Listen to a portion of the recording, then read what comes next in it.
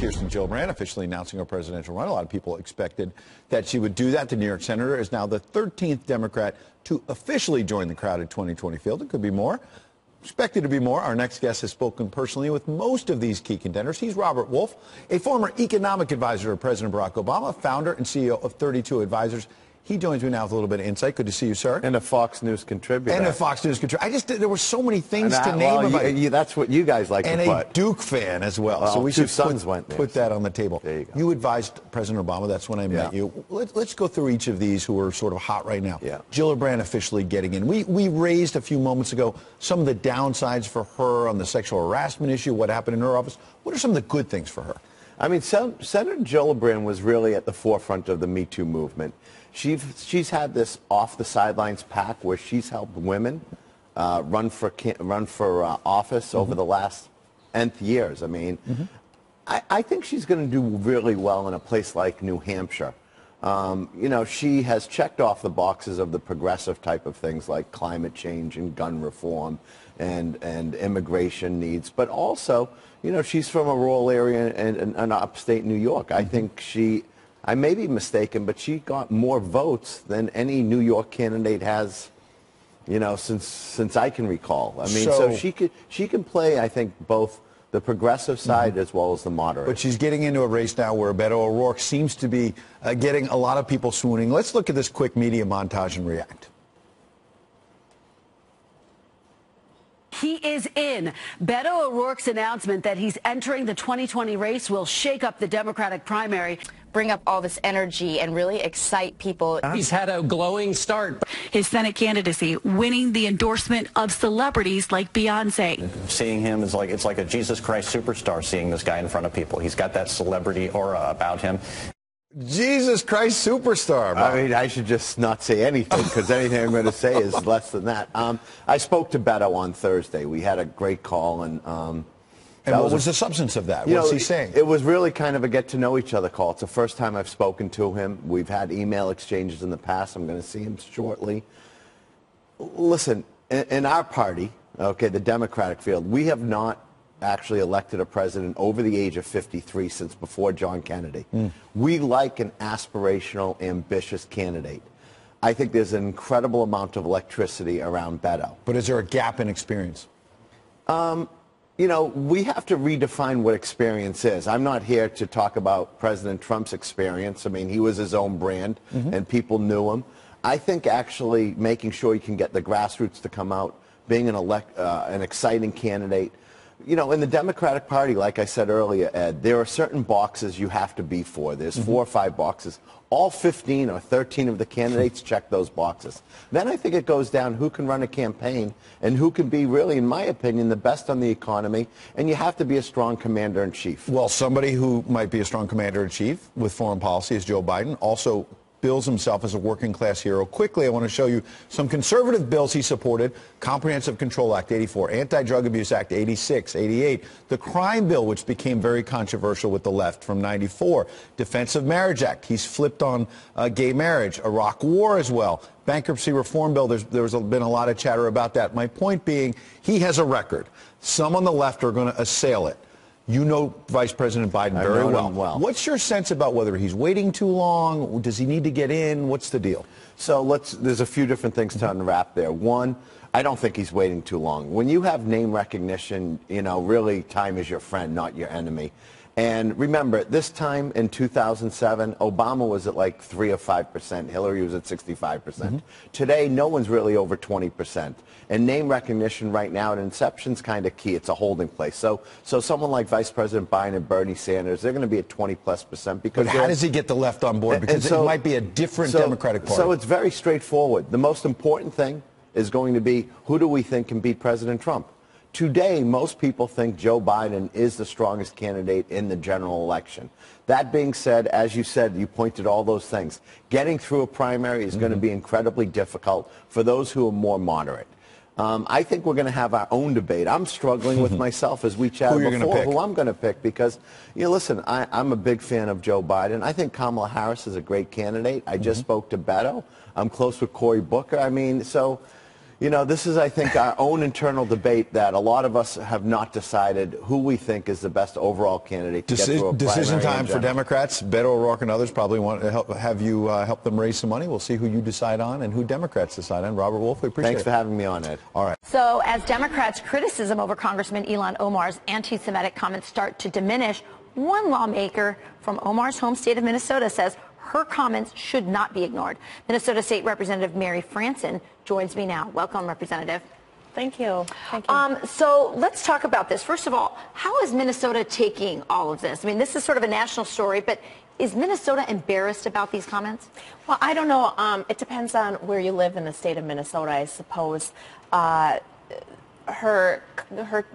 comments certainly have not been welcomed by both members of the party in the Minnesota House, where she served for 2 years. And as the words of the Jewish Community Relations Council of Minnesota and North Dakota, or the Dakotas, said that she has an unacceptable pattern of deploying anti-Semitic remarks. And it seems that she apologizes, and then within a week or so, she's yet in another controversy. Right. She'll delete the tweet and then post another one. She has some tweets that are really quite controversial. There's also talk that perhaps in the Democrat Party they're so upset about it that they're considering a primary. Is that something that seems viable, or is she pretty much set to win in the next election? Well, we're talking about the 5th Congressional District, where she won the 2016 election, or 2018 election, with 78% of the vote. In 2016, President Trump walked away with that election with only 18% of that vote. And in the primary for that seat, it was a three-way race where she got 48% of the vote, and the next top earner for votes was 30%, and that was the former Speaker of the House, Margaret Kelleher. Sounds like she has a good foot on that district. I want to quick read the tweet that one of them: Israel has hypnotized the world. May Allah awaken the people and help them see the evil doings of Israel. Hashtag Gaza, hashtag Palestine, hashtag Israel. She deleted that, but then has continued to have other controversial tweets. So the Jewish community in Minnesota definitely upset. I want to quickly get to something that that you've been working on. And so in Detroit, 2 doctors were charged in federal court with performing female genital mutilation on 2 little 7-year-old girls. Since then, this is a crime, but you've tried to extend the criminal charges to include the parents. So if the parents allow this to happen to their children, they would also, not just the doctors, be held for criminal charges on that. And you introduced that into the Minnesota House. It passed? Yes, it did, 124 to 4. Representative at the time, Ilhan Omar, did indeed support the bill, although ironically, during committee hearing, she accused me of only bringing this bill forward so that I could get the media headlines. Kind of ironic, since she's in the news all the time. But this is about the saving of girls. This is about protecting the health and dignity of those girls. This female genital mutilation is a brutal, violent act. And we need to make sure that we are putting every step forward to protect these girls. And if a mother or a father or a somebody in the family decides to put this child through this act, they need to be held accountable. Held responsible. Absolutely. You're going to be speaking about this at the UN tomorrow. Congratulations on that. And thanks for joining us here on Fox & Friends. Thanks for having me. You got it.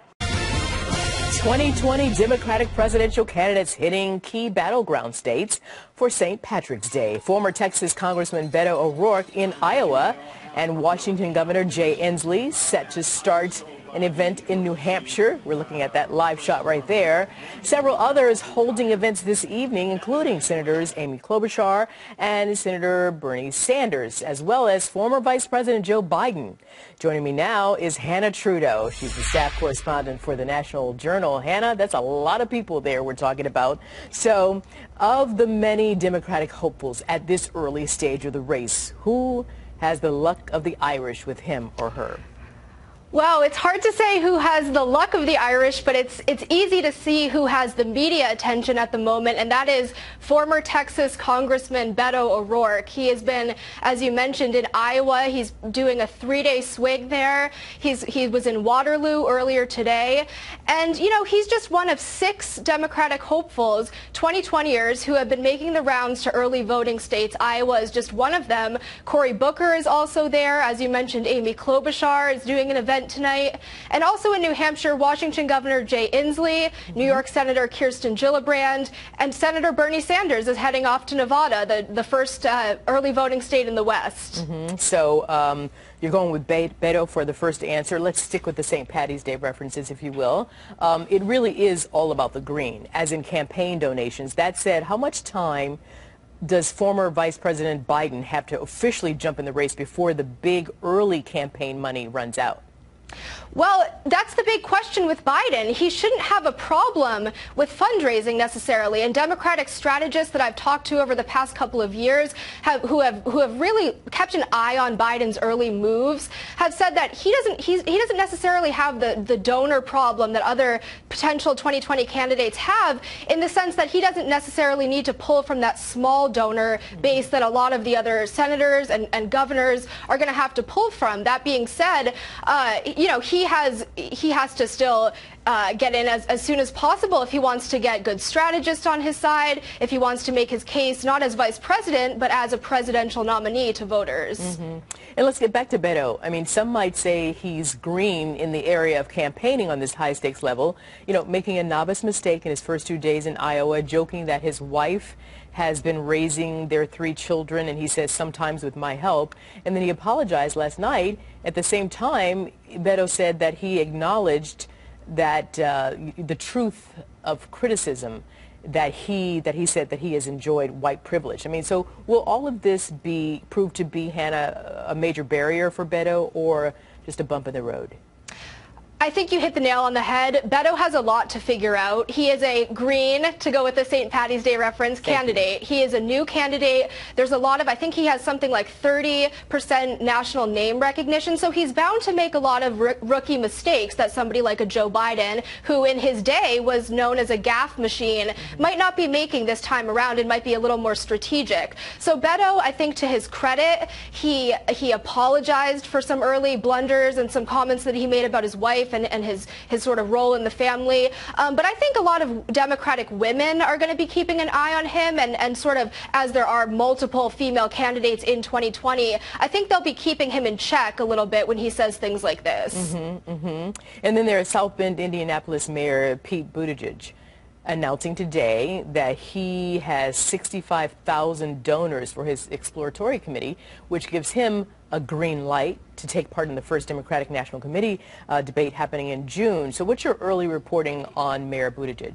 Yes, so he, in my opinion, is the true dark horse of 2020 at this point. He doesn't have the name recognition that all of the top tier candidates have, certainly the senators, like somebody like a Bernie Sanders or Joe Biden or Kamala Harris even. But he is slowly but surely building up, making his case to voters, building up a little bit of name recognition. He's met that critical 65,000 unique donor threshold in at least 20 states in order to compete in the DNC primary debates. And his campaign tells me, the media attention is going to come and go. He's in it for the long haul. He's not in it for the quick sort of media hits that are coming with somebody like Beto. Hey, do you think when Vice President Biden joins the race, do you think he'll come in with a running mate, a complete ticket?